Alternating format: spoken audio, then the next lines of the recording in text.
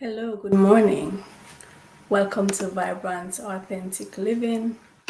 This is Nandi, and we're at lemon water in the mornings. So, this morning, we're going to be talking about where you get hit and how much of an impact that can have on you depending on the location. So, it's location, location, location. It all depends on where you get hit. So, that's what we're going to be chatting about when we get back from our lemon water feature. So, as usual, we have our lemon water feature every morning, and then we have a little chit chat. So, that will be the topic. So, here's our feature for this morning.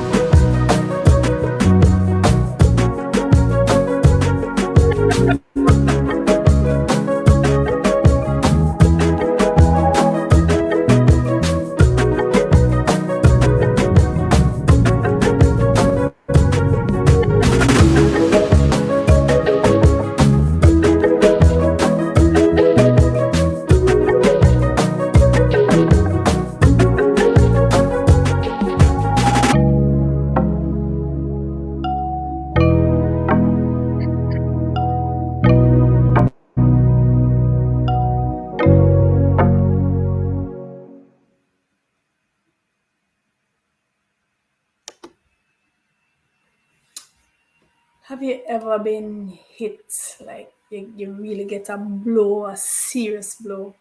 And when we're talking about getting hit, we're thinking about it literally, and we're also thinking about it figuratively, right?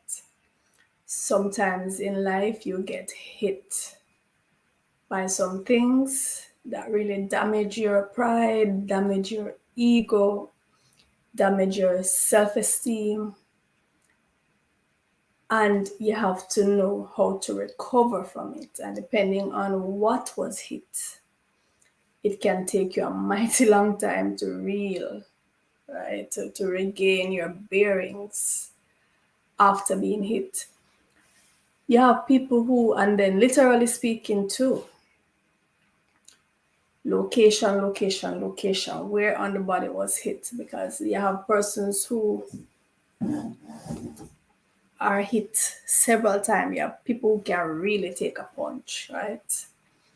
And even if it's gonna affect them, it might affect them way down the line, but they can take a punch. They can, even if they are hit many times, they can stand. So location isn't the only thing. You have willpower, you have physical stamina. Those things matter too.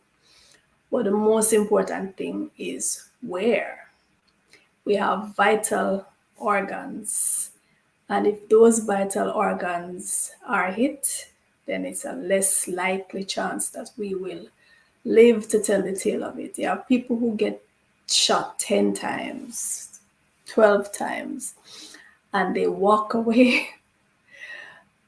Takes them a little while to recover, but they walk away with their life. You have people who are shot once and they don't get up to tell you who, where, what, why. That's it for them.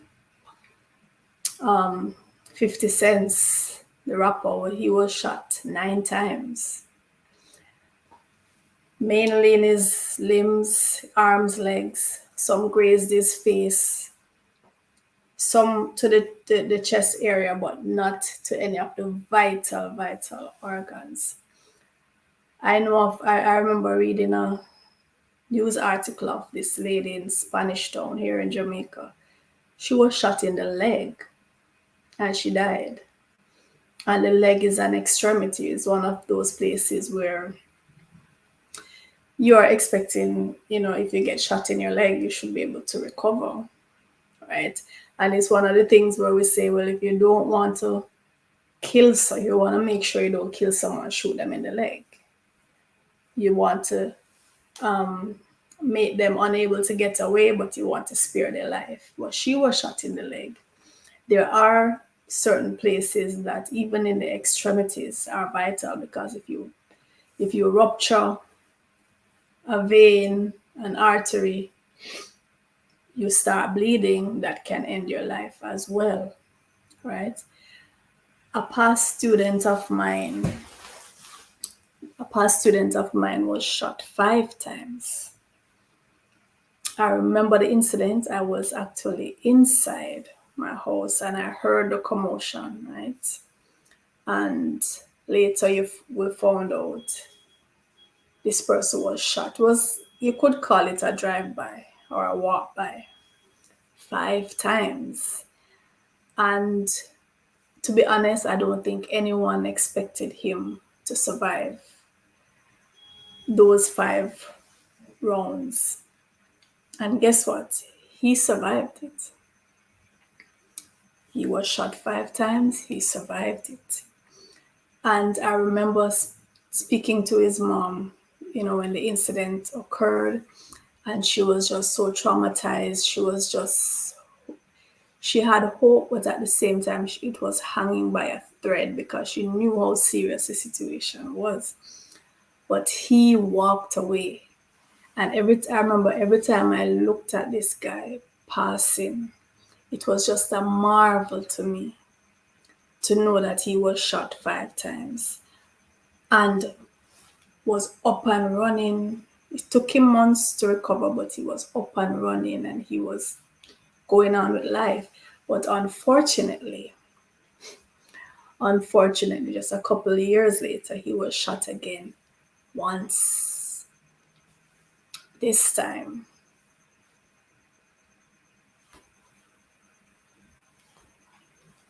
once, and he died, right?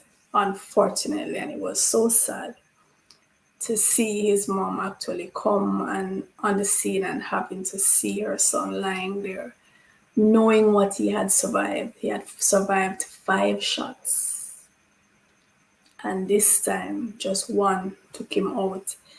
But like I said, it all depends on where you are hit.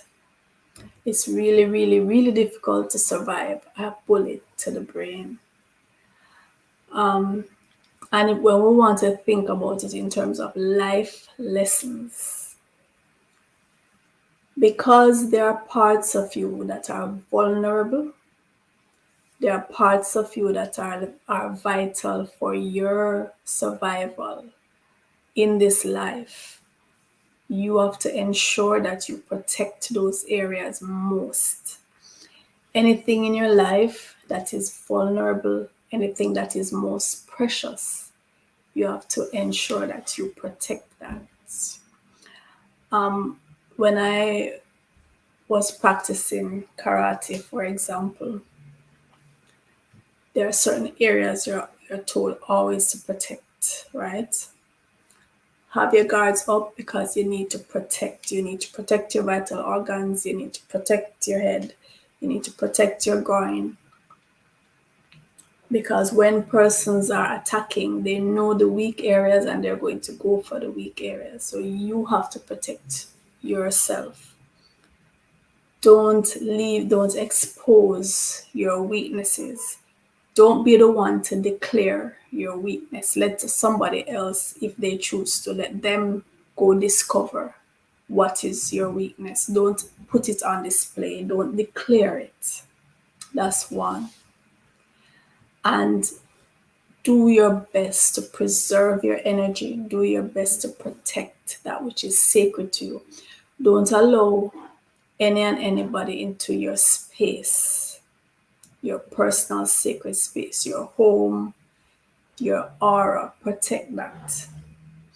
Because if these vulnerable areas are hit, if they're attacked, and you don't have your guard up, you don't have your protection up, you can be taken out, literally and figuratively.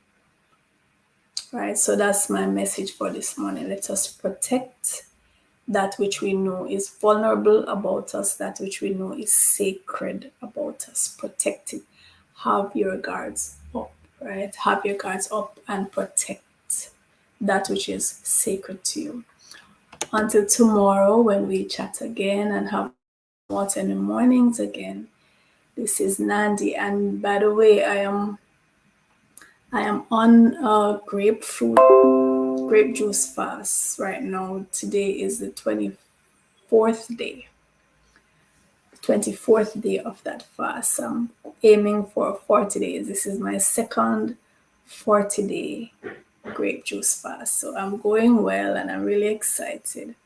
And I'll be sure to do a video when it's done to let you know what the progress has been and all the ups and downs of that, right? So until tomorrow, this is Nandi.